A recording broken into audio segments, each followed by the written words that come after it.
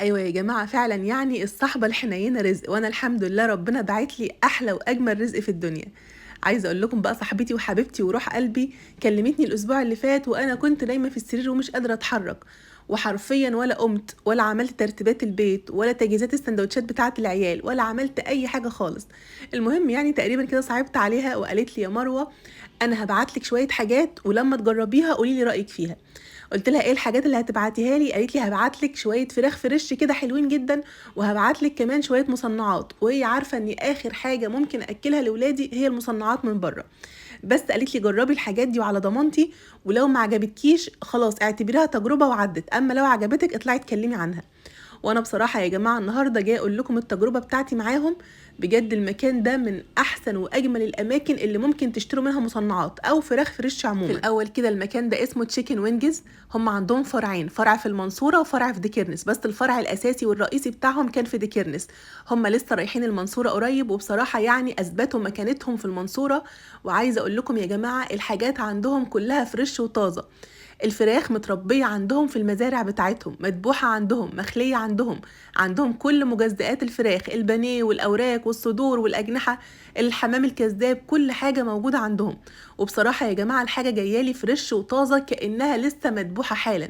طبعا انتوا عارفين ان انا في بلطيم وهم في المنصورة، والحاجة جايالي والله يا جماعة فريش والريحة بتاعتها خطيرة. وزي ما انتوا شايفين قدامكم كده التيكت اللي موجود على العلب دي، الحاجة بتجيلكم مكتوب عليها التاريخ بتاعها، يعني الحاجة دي لسه مذبوحة النهارده وجايالي في نفس اليوم. وغير بقى يا جماعه شغل الفريش القمر اللي احنا شفناه ده، هم عندهم كل انواع المصنعات. برجر هتلاقي، كفته هتلاقي، شيش هتلاقي، سجق هتلاقي، كوركيت فراخ هتلاقي، كوردن بلو هتلاقي. كل الحاجات موجودة عندهم، والحاجات يا جماعة الجودة بتاعتها خطيرة.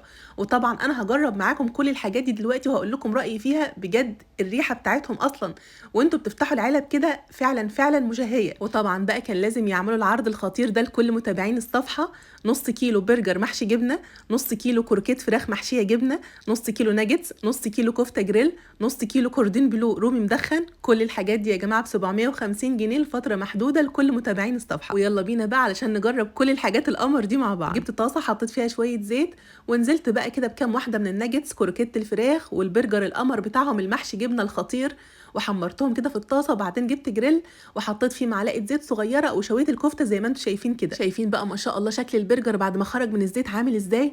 ولا يا جماعة الحشوة بتاعته، البرجر غرقان في الجبنة وطعم الجبنة اللي جواه خطيرة. بجد بجد البرجر عندهم كان من احلى الحاجات اللي جربتها. بصراحة كل حاجة عندهم كان طعمها حلو جدا، بس البرجر بتاعهم فعلا في حتة تانية خالص. وكمان الناجتس عجب ولادي جدا جدا. انا عايزة اقول لكم ان انا ولادي بيعشقوا الناجتس، ومش اي ناجتس يقدروا ياكلوها. شايفين بقى كروكيت الفراخ عامل ازاي والناجتس عامل ازاي، مليانين جبنة كده، والحاجة بتاعتهم فريش وطازة، وكلها يا جماعة فراخ صافي. بجد بجد انا ما حسيتش ان انا باكل حاجة من بره، انا حسيت ان انا باكل حاجه انا فعلا عاملاها بايدي في البيت. الحاجات طعمها حلو جدا، التتبيله بتاعتها قويه جدا، وزي ما انتم شايفين بقى كده انا عماله اكل على الاخر لاني كنت جعانه جدا. وبصراحه الحاجه يا جماعه طعمها وريحتها يفتح النفس. وطبعا بقى لو عايزه تعملي بقى سندوتشات برجر، سندوتشات كفته، حاجه سريعه كده للولاد، لو انت تعبانه زي ما كنت انا تعبانه كده ومش قادره اقوم من السرير، بصراحه يا جماعه الحاجات دي انجزتني وانقذتني. وعايزه اقول لكم ان انا بعت لصاحبتي اشكرها جدا انها عرفتني بيهم، ومش هيكون اول ولا اخر تعامل معاهم. بجد الحاجه بتاعتهم خطيره. وطبعا بقى على ما كنت حمرت الحاجات دي وعملت السندوتشات، كانت الفرخه القمر بتاعتي اتشوت، ومن قبل ما ادوقها يا جماعه من ريحتها بس انا حكمت عليها. فعلا الريحه بتاعتها بتتكلم عن نفسها وطعمها خطير. وطبعا بقى انتوا خلاص عرفتوني وبقيتوا متاكدين ان انا مش هطلع اقول لكم على حاجه حلوه الا اذا كانت الحاجه دي حلوه جدا وانا مجرباها بنفسي وكمان مضمونه 100%. هم عندهم بقى توصيل لكل انحاء الجمهوريه، هسيب لكم بقى اللينك بتاعهم في التعليقات عشان تطلبوا منهم كده وانتوا قلبكم جامد. وبس كده خلاص خلصنا والفيديو بتاعنا خلص. يا رب يكون عجبكم، واشوفكم على خير بقى في الفيديو اللي جاي. مع السلامه.